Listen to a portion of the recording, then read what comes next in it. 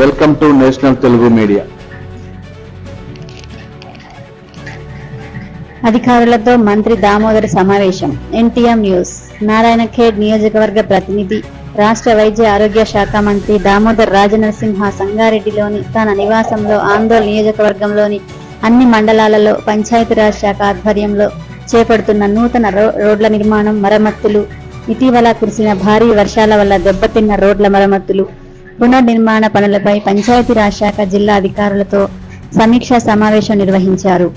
ఈ సమీక్షలో ఆందోళ్ నియోజకవర్గంలో పంచాయతీరాజ్ శాఖ ఆధ్వర్యంలో సుమారు 44 కోట్ల రూపాయలతో చేపడుతున్న రోడ్ల అభివృద్ధి పనులు, నూతన రోడ్ల నిర్మాణం, మరమ్మతులు, సీసీ రోడ్ల నిర్మాణం, హెల్త్ సబ్ సెంటర్ల నిర్మాణం పనులు, గ్రామ పంచాయతీ భవనాల నిర్మాణం, అంగన్వాడీ భవనాల నిర్మాణం, మరమ్మతులు, గ్రామీణ ఉపాధి పథకంలో చేపడుతున్న పనులు, ఇటీవల కురిసిన భారీ వర్షాల వల్ల దెబ్బతిన్న రోడ్ల మరమ్మతులు, పునర్నిర్మాణ పనులను యుద్ధ ప్రాతిపదికపై పూర్తి చేయాలని మంత్రి దామోదర్ రాజనరసింహ పంచాయతీరాజ్ శాఖ అధికారులను ఆదేశించారు.